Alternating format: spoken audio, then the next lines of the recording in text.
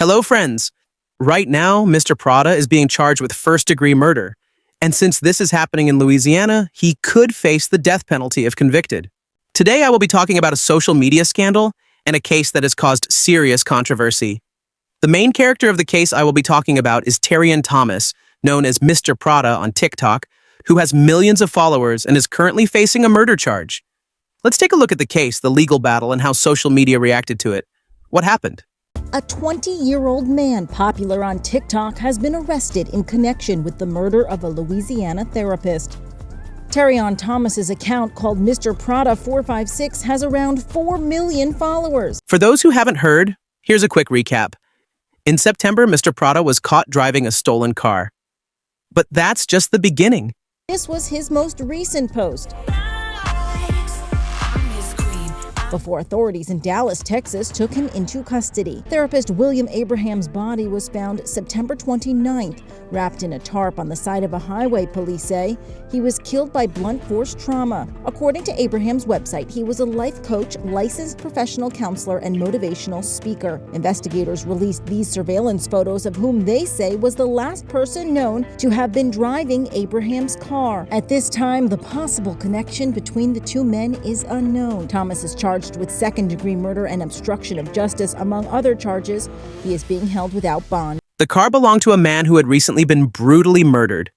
When police investigated further, they found a large amount of blood in Mr. Prada's apartment, and witnesses reported seeing him dragging a blue tarp, the same type that was later found wrapped around the victim's body. But things took an even more unexpected turn when details about the victim's past emerged.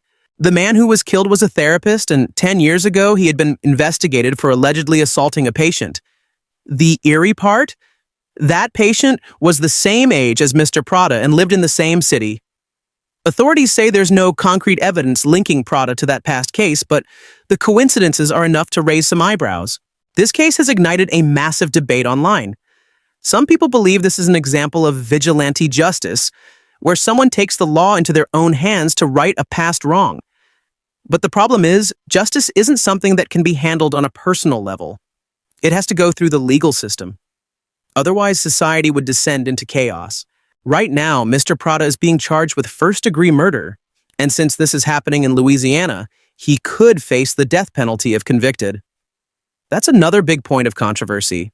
Some argue that predators and serial killers don't even get the death penalty, so why should he? But from a legal standpoint, premeditated murder is still considered a major crime, no matter what the motive is. Another bizarre aspect of this case is Mr. Prada's TikTok history. He had previously posted things like, "Practicing my mugshot, someone's gonna die this year, and I'm really crazy, I'm not faking it." Statements like these have people wondering if this was something he had been planning all along. So ghetto, but at least I'm still skinny. Do not get into a relationship with anybody. All they're gonna do is lie and cheat and manipulate you and try to get in your head. How you gonna manipulate the manipulator? I'm too smart for that. People problem these days is they be playing like they got issues. I really got issues. Life is a prison. Get me the out. Don't do anything drastic unless you want to look like this. I feel like after you wear something 2 times, you gotta get that. You gotta get it over with. Like you can only wear something 2 times. Yeah, so I don't work. I'd rather be talking to myself and then I zone out. When my therapist say that's not healthy. I'm gonna drink the Coke, Bill. I love Coke. Not that type of Coke. I'm talking about this Coke. I love Coke. Wait, got off track. Of course, mental health is another key factor here. If Mr. Prada really did experience trauma and this was an emotional response to it, how should that be considered in court? Legally, that doesn't justify murder, but ethically, it's a much more complicated discussion. There are a few key takeaways from this case. Mental health is crucial. If someone has suffered trauma, they need to seek professional help instead of trying to handle things alone. Suppressing pain and seeking revenge can lead to devastating consequences, not just for the individual, but for everyone involved. The lack of mental health support in our society often pushes people to the edge, forcing them to take actions that they might not have considered if they had the right support system in place. It's essential to break the stigma around therapy and mental health treatment so that people feel safe reaching out for help when they need it most. Justice has to be handled through the legal system. No matter how strong the emotions behind an action are, laws exist for a reason. If everyone decided to take matters into their own hands, laws would lose their meaning and society would be in chaos. The justice system is not perfect, but personal revenge can never be the solution. There are cases where people feel failed by the system, and that's where reform and advocacy become crucial. However, if we start justifying revenge killings, we set a dangerous precedent that could lead to an endless cycle of violence. Social media only shows us a fraction of who people really are.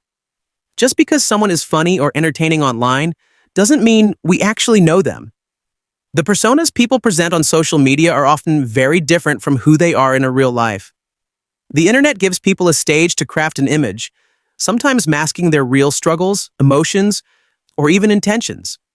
As consumers of social media, we have to remind ourselves that what we see is curated content. It's not reality. Mr. Prada had millions of followers who saw him as an entertainer, but behind the scenes, there was clearly another side of him that no one fully understood. This case also raises a broader question about accountability and influence. When influencers with massive followings make certain statements, like joking about violence or hinting at dark thoughts, should we take them seriously? Should platforms do more to monitor content and intervene when creators show signs of distress? Or would that be considered overreach? Social media has given people an unprecedented level of visibility, but with that comes responsibility. What happens when that responsibility is ignored? So, what do you think about Mr. Prada's case? Was he a victim seeking justice? Or was this a cold-blooded murder? Should he face the death penalty, or is there another way this should be handled? What role does mental health play in cases like this, and how much should past trauma factor into a court's decision? Let us know your thoughts. Until next time, take care and remember, justice isn't something we decide on our own. The legal system exists for a reason.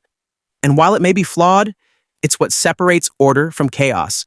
So ghetto, but at least I'm still skinny.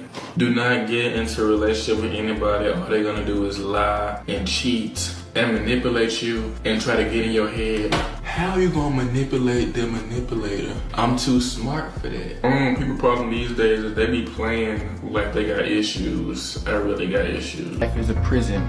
Get me the out. Don't do anything drastic unless you want to look like this.